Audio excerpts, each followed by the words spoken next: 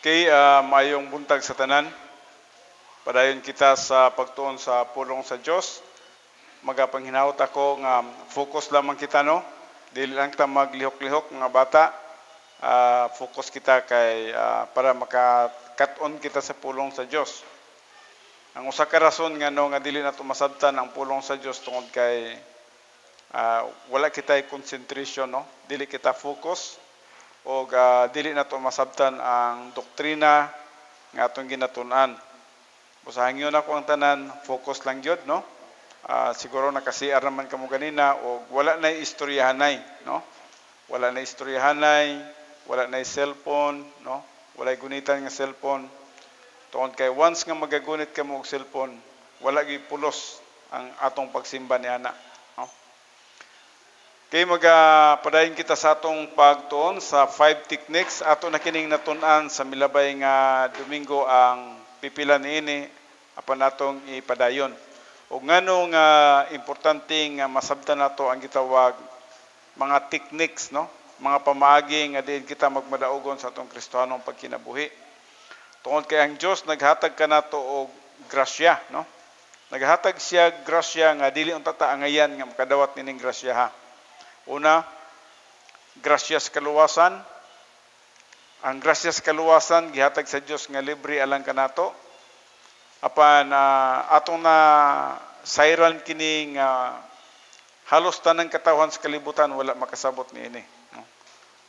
Kasagaran sa mga tao nagapaningkamot para nga maluwas o wala gid masabti ang kamatayon ni Jesus Christ dito sa cross. Busa katong atong gipangganta ganina, the old rugged cross, nagahisgot ka to may tungod sa kamatayon ni Kristo Jesus sa cross. O kung dili gito masabtan sa usa ka tawo, wala gid pulos kaniya ang gitawag nato kamatayon ni Kristo Jesus. Mahimo lamang nga may kapuslanan ng kamatayon ni Kristo Jesus sa cross sa dihang masabtan sa usa ka tawo ang purpose og ngano nga si Kristo Jesus nagpakamatay sa cross no. Og kana ato makita mo'y nakahatag kanato og kaluwasan. Hinumduman gyud nato ha, ang buhat ni Kristo Jesus sa cross mo'y nakaluwas nato. Klaro na ba na sa inyo ang tanan? No? Nga ang buhat ni Kristo Jesus mo'y nakaluwas nato. Dili tong atong buhat kay usay magunauna ang tawo nga magbuhat gyud ta, no? Maningkamot gyud ta parang maluwas ta. Hinumduman nato na dili atong paningkamot ang kaluwasan. Ang kaluwasan buhat ni Kristo Jesus sa cross. O ang atong gihimo ato lang gituuhan. No? So hinumduman nato nga mao na ang atong pagtulunan gyud. Akong isulat sa makadali. Mao ba ni?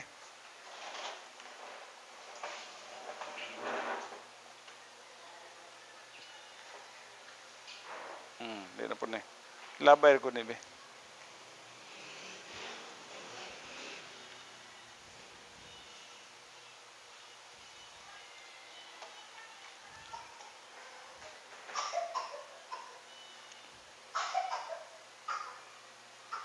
Gitawag kini siya og 3 pieces no.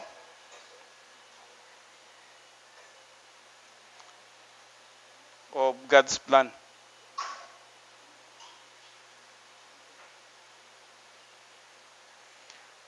Gitawag kini siya og 3 ka bahin sa plano sa Dios. No? 3 ka bahin sa plano sa Dios sa atong kinabuhi. Og ang una nini mo gid ang gitawag nato salvation.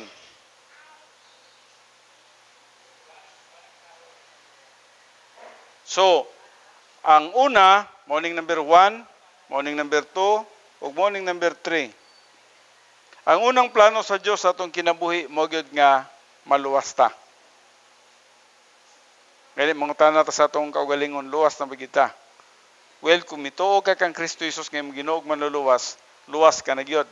Tungod kay sa phase 1, atong nakita din ang nagtrabaho diri si Jesus Christ. Gituuhan nimo ang gibuhat ni Jesus Christ sa cross, ani lang ang prinsipyo nini. Mo ni ang cross. The moment nga mituo ka kang Kristo Jesus nga imong Ginoo ug manluluwas, nakasulod ka sa kaluwasan. Muna pag magbasa ka sa John 3:16, John 3:18, John 3:36, Acts 16:31, Ephesians 2:8 and 9, Titus 3:5 ug daghan pang mga bersikulo. Pag magbasa ka dinha, wa gyud gisgutan nga ang imong buhat ang makaluwas. Kundili ang gisgutan dinha, naluwas kita tungod sa gasa sa Dios. Si Jesus Christ di mo ang gasa sa Dios nga Amahan. Siya ang gipanhi sa kalibutan aron nga ikaw ug ako kung mutuo ta sa gibuhat ni Jesus Christ sa cross, makakaplag ta sa kaluwasan. Pagtuo lang ang atuwa, siya ang nagtrabaho sa kaluwasan. Busa kung aduna may usa ka tawo nga maghuna-huna siya, nga maluwas siya, tungod kay magbinutan siya, magbuhat siya maayo, dili niya makaplagan ang kaluwasan. Kay magsigim na siya huna-huna nga ugma na pud magbuhat na pud siya maayo. Sunod ugma magbuhat na pud siya maayo. Sunod semana magbuhat og maayo. Unya ang iyang pagbuhat og maayo kay dili mao ang paagi sa kaluwasan.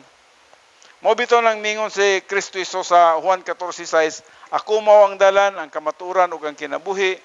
Walay bisan kinsa nga makaadto sa Amahan gawas kung moagi kanako. So ang kaluwasan diha lang kang Kristo Jesus. Og sa buhat 4:12 usab gisulti dinha, wala gyud laing ngalan sa silong sa langit ug sa yuta nga diin ang tawo mamaluwas. Kundili pinaagi lang gyud sa pangalan ni Kristo Jesus. Busa kung ang usa ka tawo moingon man siya nga maluwas siya sa iyang pagbuhat og maayo, wala niya gituuhan ang buhat ni Kristo Jesus sa cross. Kung magbuhat ka para sa imong kaluwasan, maningkamot ka para sa imong kaluwasan, sama ra nga wala ka motuo sa buhat ni Kristo Jesus sa cross. Ang nakaluwas na to, mo lang gyud ang buhat ni Kristo Jesus sa cross ug atong gituuhan. Work ni Jesus Christ plus atong gituuhan. Dili tong ning trabaho ta para maluwas, no? So ang phase 1 nga plano sa Dios is ato mao ang kaluwasan. O kung unsay pamagi niya na para maluwas ta, pagtuo lang. Ayaw gyud buhati og ayaw gyud dugangi og buhat. Kay kung magunahuna gani ka nga imong trabahoon ang kaluwasan, wa gyud kay pagtuo sa gibuhat ni Kristo Jesus sa cross. So, mahimo hinuon kang failure sa imong kaugalingong pagpaningkamot. Mo nang katong mga parisyo nga naningkamot sila nga magmatarong, pinagi sila ang kaugalingong kahimuan, giingnan gyud ni Kristo Jesus, sama mo sa gipaputi nga pansyon. Sama mo sa maputi nga pansyon nga kung tanawon sa gawas, perting nindota. Pero ang sulod di ay niya na puno og mga bukog ug tanang kahugawan. Sa ilalo man na, perting bahua di ay. So munang ang usa ka tawo nga naningkamot siya nga magmatarong siyang kaugalingon o gusto siyang maluwas sa iyang pagpaningkamot, ang pulong sa Dios nagaingon, sama siya sa usa ka pansyon. Nagwapo tanawon sa gawas pero ang sa ilalom baho day kayo. Ano man, dili kaya sa usa ka tawo nga makakaplag siya sa kaluwasan pinagi sa iyang pagbuhat og matarong. Ang kaluwasan is purely buhat ni Kristo Jesus sa cross. So, sa diyan mituo ka kang Kristo Jesus, naluwas ka. Ang pagtuo, gitawag siya unmerited favor. Unsa mang unmerited favor? No? Wala siya merit. Wala siya merit nga to sa gitawag sa subject. Kinsa man lang subject kita. Wala kay dili ka dapat pahalipayan tungod kay dili ka naluwas tungod sa imong buhat. Ang pahalipayan ang object. Ang subject kita. Ang object mo is Jesus Christ. No? Masabtan niyo na. O sa dihang mituo ta kang Kristo Jesus, sa dihang mituo ta kang Kristo Jesus, nakakaplag ta kaluwasan tungod kay dili na siya buhat nato. Buhat na ni Kristo Jesus o si Kristo Jesus ang nahimaya, no? Jesus Christ ang nahimaya sa atong kinabuhi. So klaro na ba ning salvation? So, hinumduman na to ha, muni ang phase 1. Wala tang kinahanglan og no required works, no works, no? No works. Kundili pagtuo lang. But only Faith. Wa ka na kinahanglan trabaho din eh. Pagtuo lang sa buhat ni Kristo Jesus. Si Jesus Christ ang nagtrabaho. Pero anita sa ikaduha, kini mo na ning gitawag Kristohanong pagkinabuhi. Christian way of life. Kini importante ning masabtan nato. Dinhi sa Christian way of life, kinahanglan na kang mo trabaho. Pero dili parang maluwas ha. Kinahanglan na kang mo trabaho dire para sa atong eternal destiny, para sa eternity, no? So, dinhi no works, dinhi nagkinahanglan og works. Para sa for rewards.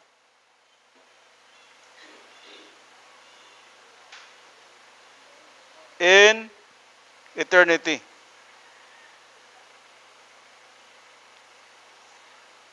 Importante masabtan na siya, no? Sa phase 1, wala na kinahanglan works. Si Jesus Christ ang nag-works. Si Jesus Christ ang nagtrabaho. Ang atong pagkabuhaton, pagtuo lang. Pero, sa phase 2, kinahanglan ka nga mo trabaho, you need to works. Trabahoan nimo para sa rewards in eternity. Kung dili ka mga lagad sa Diyos, wag yung kay madawat sa malabot nga panahon. Kaya ang phase 2, nagkinahanglan siya og trabaho. Katong magsimba ka, magampo ka, magsangyaw ka, maghatag ka, magtabang ka, tanan nga klase nga mga mayong buhat diri importante para sa imong reward in eternity. So para ni siya sa rewards in eternity. Mao nang nagatrabaho ta. Mao nang importante sa to ang pagpangalagad sa Dios. Kung wala pa gyud nimo nasabti og unsa ang pagpangalagad sa Dios, kapoy para sa imuha ang pagpangalagad. Wala para sa imuha, walay excitement.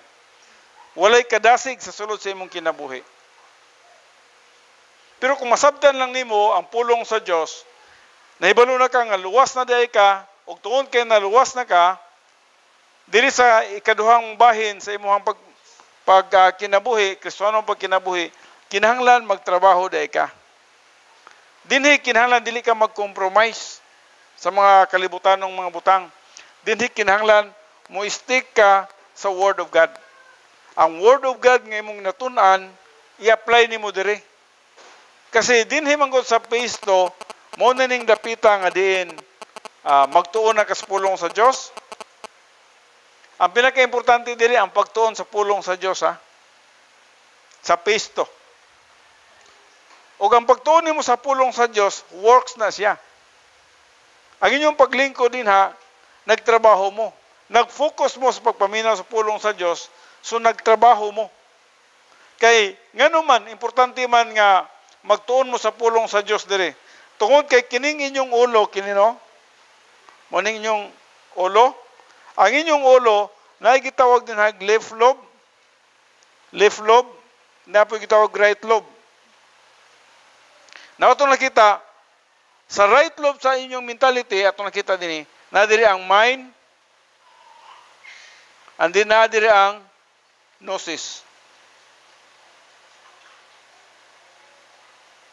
Gnosis, no? Or gitawag siya heart. Ako sa ikuan ha, kadali ha.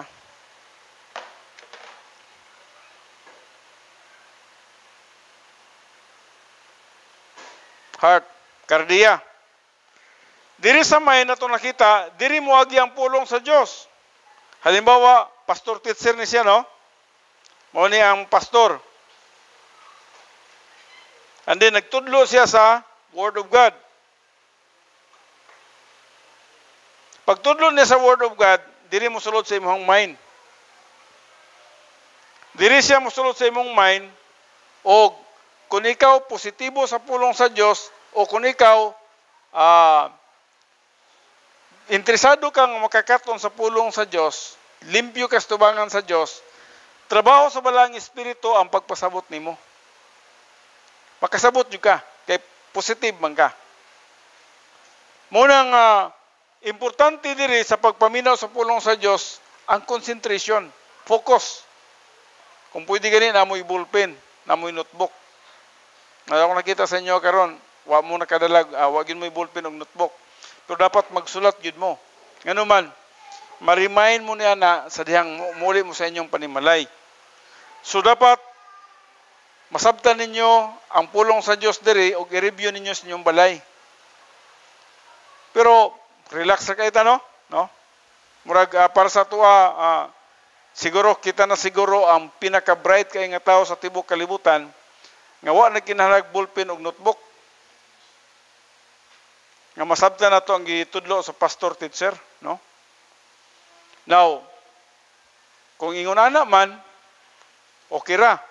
Pero I do believe nga ang retention nga makuha ninyo is less than 10%. Ang makuha nato sa gitudlo sa pastor teacher, less than 10% lang. Munang importante nga musulat kita. Og bisan paganig musulat ta, di pa nato makuha ang 100%. Dapat natay notebook, natay ballpen, natay Bible, no? Bitbitan niya na, no? Gikinahanglan nato ang ballpen, ang notebook ug ang Bible. Ug sa dihang ang pastor magsugod na pagtudlo, start na ta og kuan, paminaw, focus. Kay mao nang gisulti ni Apostol Pablo sa 1 Corinthians chapter 9. Diri sa 1 Corinthians chapter 9, matud pa ni Apostol Pablo, okay? Diri sa 1 Corinthians chapter 9, si Apostol Pablo, sugdan nato sa 24, nagaingon din wala ba kamo masayod nga sa panaglumba ang tanang mga magdalagan apil man sa bangga apan nga usara kanila ang makadawat sa ganti. Busa dumalagan kamo sa ingon aron makadawat kamo sa kamo niini. Ang mga tag-usa ka magdudula nagabatasan sa pagpugong sa iyang kaugalingon labot sa tanang mga butang. Sila nagahimo nini aron sa pagdaog sa usa ka purong-purong nga madunot ra apan kita aron sa pagdaog sa dili madunot.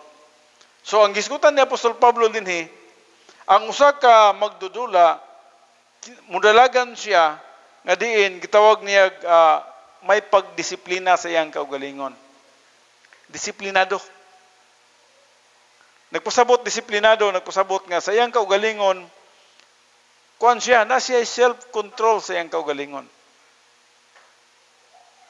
Sa iyang una-una nagafocus siya sa usa ka butang nga eternal. Nagapaminaw siya sa pulong sa Dios para sa iyang espirituhanong pagtubo. Now, unsa man ka disiplinado ang usa ka magtotoo. Sa dihang ang usa ka pastor magsugod ang gani pagtudlo, concentrate na gid siya, focus na gid siya. Dili jud ka makakaton sa pulong sa Dios kung dili ka mag-focus. Mo nang pag-abot nato sa gawas, wala gyud. Watay kadaugan, mapildi kita sa gawas. Kay kulang og doktrina ang atong kalag. Ang gitudlo sa pastor teacher diri, wala kalusot sa heart. Nara siya sa mind. No? So, hinumduman nato nga ang gitudlo sa pastor i-process siya diri sa mind. Og sa dihang imuhang masabtan through the teaching ministry of God the Holy Spirit, gitawag ni siya operasyon ni Z. So diri imong nasabtan. And then sa dihang imong nasabtan, doctrine understand, no? Nasabtan nimo ang doktrina, nasabtan ang doktrina. So kay nasabtan nimo, diri imong gituuhan, faith. Sa dihang imong gituuhan, ang doktrina mi transfer diri sa right lobe og diri siya mipuyo sa imong gitawag heart. So diri mipuyo ang pulong sa Dios sa imong kardiya. Ang heart na to is kung Bible lang isgutan, ang heart nimo nasa imong ulo, sa imong right lobe of the mentality. Mo nang gingon ni Santiago, as the man thinketh in his heart, asa gani mag-think? Di man ni mag-think, no? As the man thinketh in his heart, so is he. So, kini man ang mag-think. So, ang heart ngayong isgutan is ang katong intellectual heart. So, sa dihang tuuhan nimo ang pulong sa Dios kay mo nadunggan, diri siya magpuyo sa right lobe of the mentality. Mo ning gitawag og epinosis diri. So, nana din ha ang mga pulong sa Dios, frame of reference, memory center, categorical doctrine, wisdom, momentum, o nasiya din sa right lobe of the mentality, nga diin, ready para sa application. Mahimo na siyang gitawag wisdom. Kaalam. Kaya ang pulong sa Diyos nga nasa imong right lobe of the mentality, muna imong i-apply sa imong adlaw-adlaw nga pagkinabuhi. Mabitaw na nga kung adunay mga pagsulay sa imong kinabuhi, kung ikaw ni pananglitan, kung aduna may mga adversities, no? Adversities, na yung mga adversities sa gawas. Pag musulod siya din ha, kung ikaw doktrinado, dili siya makasulod-sulod. Tungod kay doktrinado ka. Pero kung wala gani kay doktrina, musulod siya dire. And then, mahimo siya nga, stress. Mao kana nga importante kayo ang usa ka tawo nga makakatlon gyud siya sa doktrina sa pulong sa Dios. Sa ako nang gingon, naminaw ka sa pastor teacher nagatudlo sa pulong sa Dios o sa nadunggan nimo, wa man siguro ibungol diri no. O sa dang nadunggan nimo ang pulong sa Dios, trabaho sa balang espiritu ang pagpasabot nimo.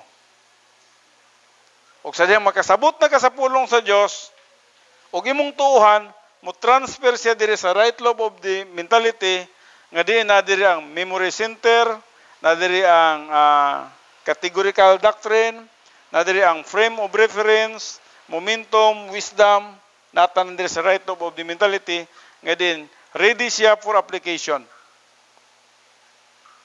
Ready siya for application. Mao kana no? Now, mo kining atong focus sa Christian way of life.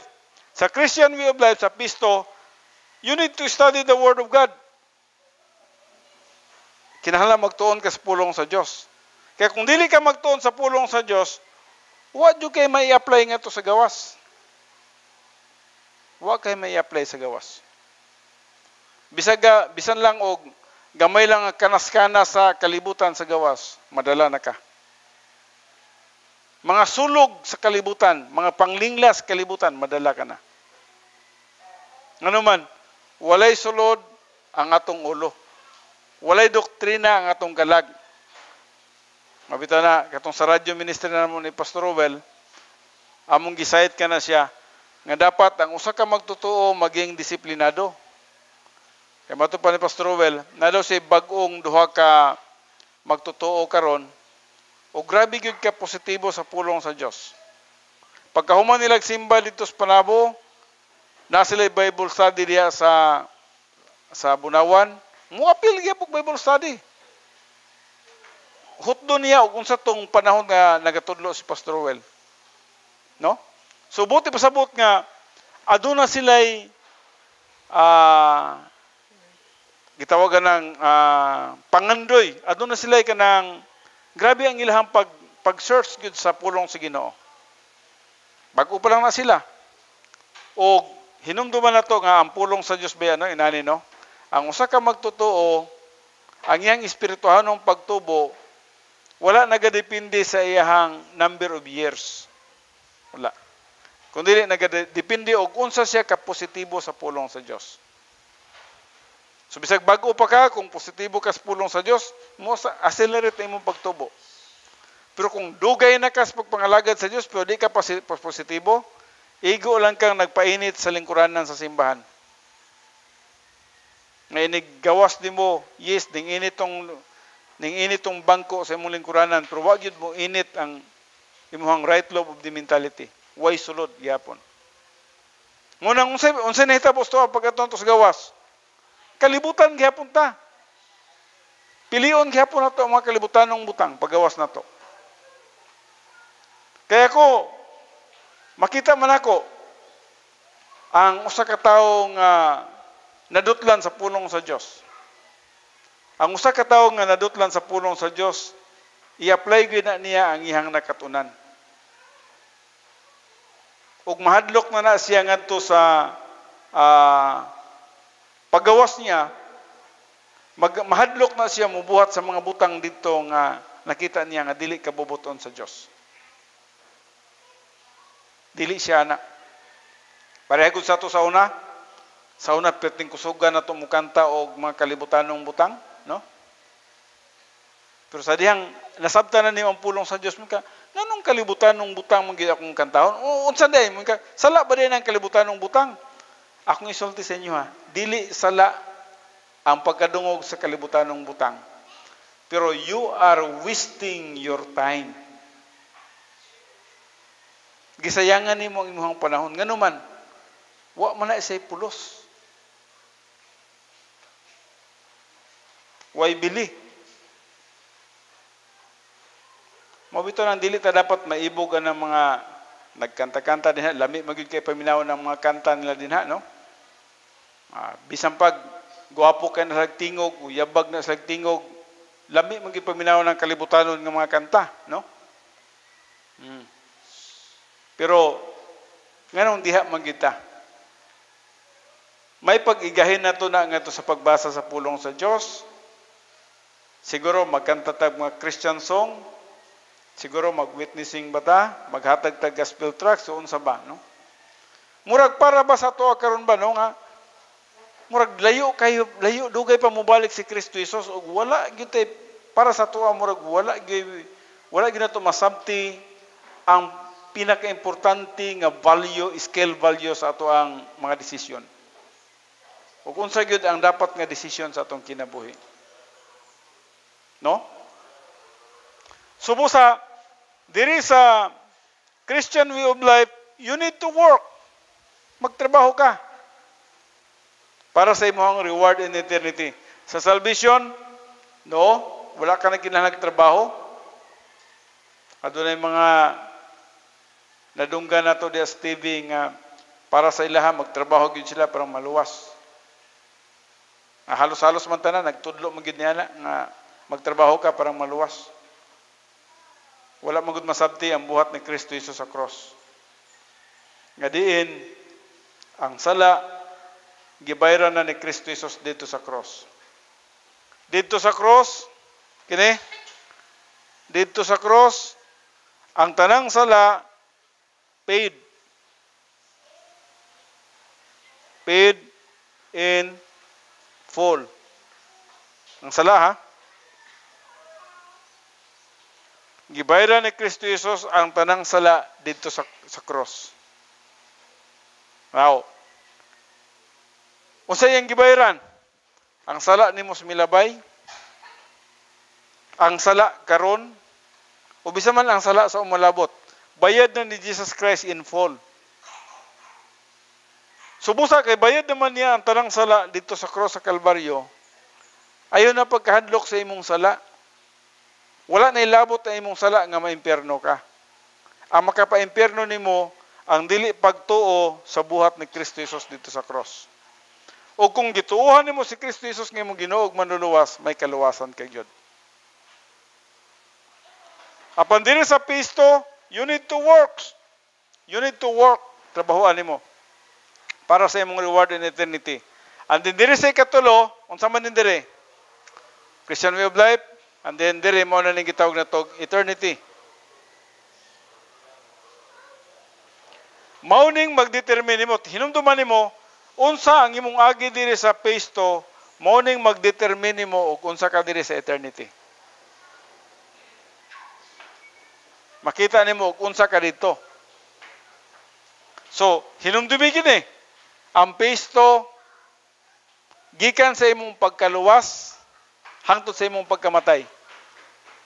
Ang pisto gikan sa imong pagkaluwas hangtod sa rapture of the church. Kini mo nimo ang kinabuhi.